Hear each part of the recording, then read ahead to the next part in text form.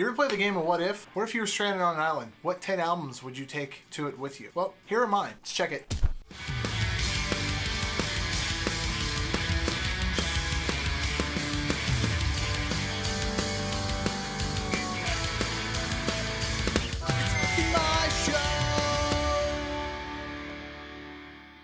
We've all played the game. What if you were stranded on an island? What if you had one day to live? What if insert something I can't think of that's very clever right now? We've all done it either out of boredom, while during a drinking game, or etc. I've come up with this a long time ago.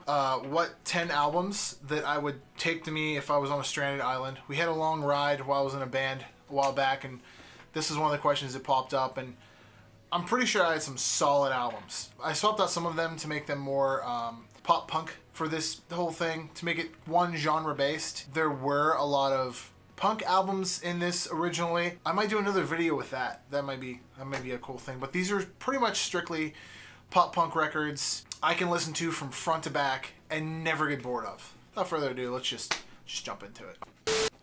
Punchline's 2004 album, Action. Every song off of that album, from the first time I heard it, is phenomenal. Songs like Battle Scars and Heart Transplant, they've got such cool chord structures, and the lyrics are just hit you in a strong place, which is one of the reasons why it was one of the first vinyls that I ever bought, as is everything that's from Punchline. That album, I would definitely be stranded on an island for the rest of my life and hear Steve's voice. Just because the album has such meaning. The guys are, they live like 15 minutes from me. They were like the pioneers of pop punk in our area growing up, and they were a band that everyone still looks up to be in our area. The album Action it was one of the first indie pop punk, whatever you want to call it, albums that I listened to outside of the mainstream, whatever was going on, the TV or the MTVs at the time. That record. The U's self-titled album from 2002, that record was the first. I've talked about this album a couple times before. That album was the first album that I heard a band scream on. I think I saw Bury Myself Alive or The Taste of Ink. It's probably Taste of Ink on MTVU when it first came out.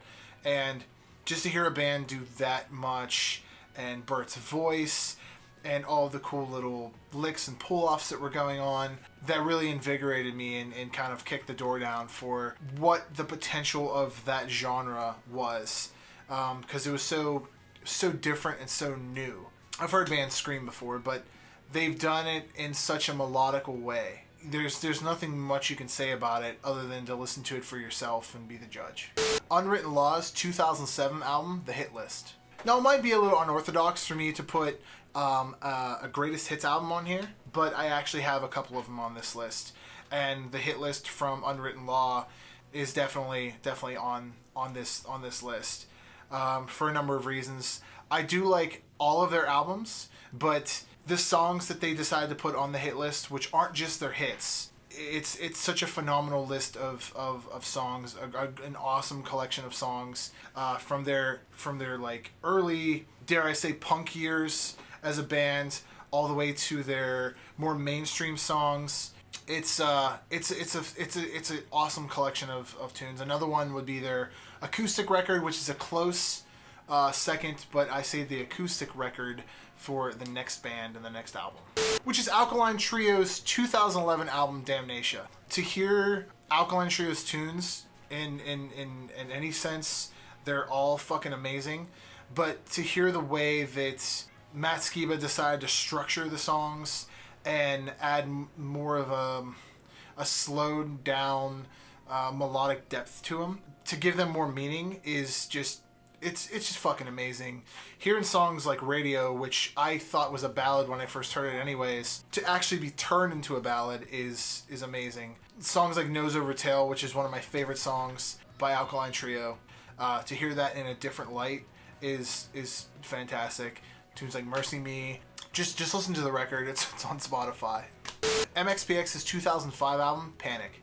I've talked about this album a number of times. This is the album that got me into MxPx. I was kind of a late bloomer with the band. When I first heard this album, it blew me away. We used to listen to it in car rides to concerts, and my buddy Gene put it in, and from front to back we listened to, Thea, Screeching Weasel, NoFX. on long car rides when CDs were a thing. Every time we would each have an opportunity to pick an album to listen to, I would always pick this album because I never got bored with it. And we would go to concerts and the movies and stuff like every couple days. And this album would always be blaring in the car. I kind of forced it on everyone, but this album, fantastic from front to back. Heard That Sound, Darkest Places, Wrecking Hotel Rooms. Every single one of those songs are phenomenal. And Mark Hoppus helped produce some of the tunes, so I can't say anything bad about this album. It got me into MxPx, and later on down the road, got me to be friends with those guys because I was so into the band and so into this record.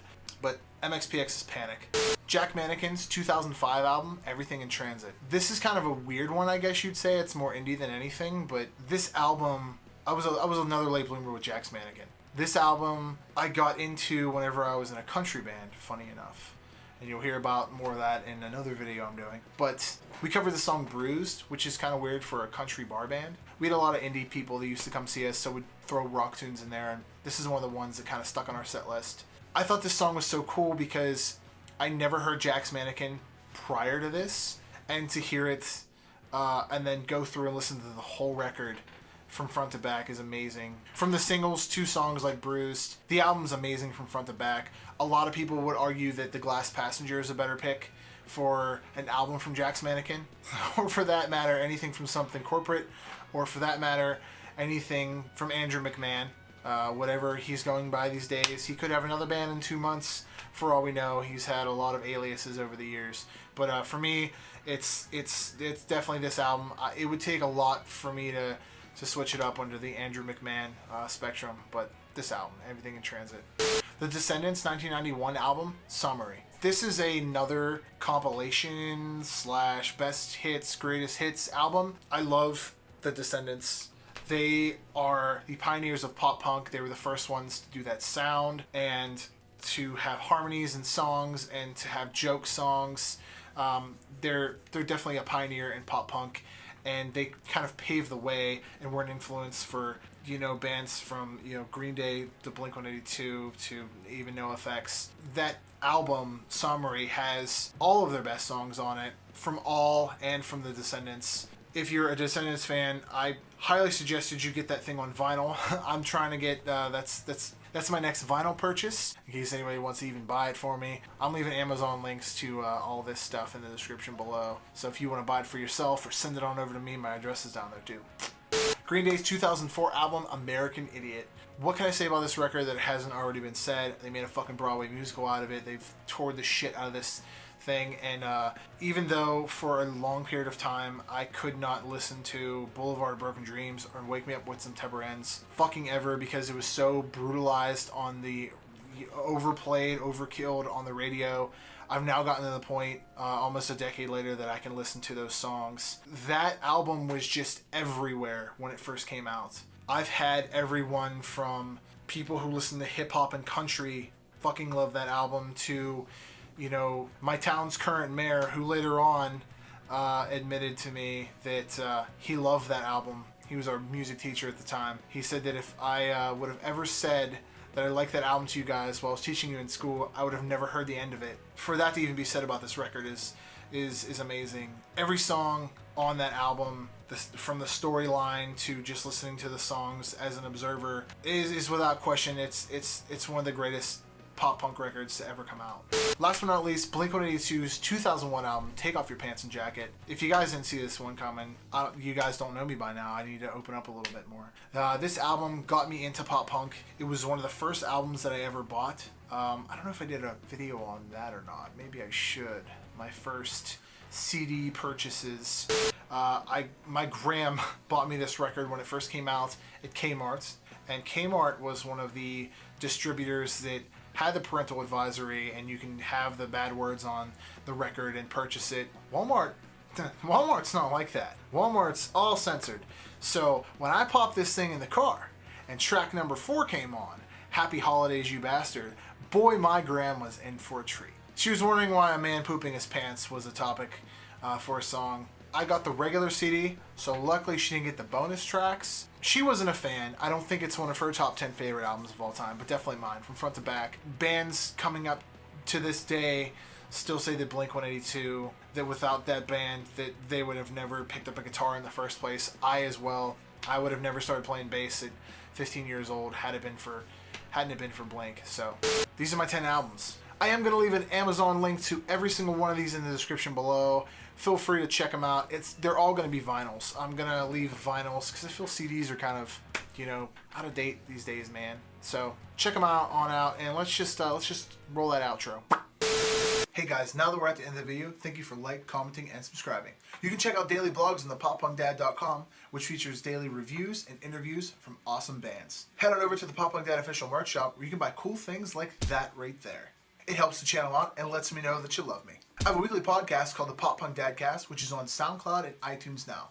Please subscribe. While you're at it, cruise around and check out other content on this channel. You can check out all my social medias, my IG, my FB, and my Twitter, at the Pop Punk Dad. And above all else, guys, stay pop punk.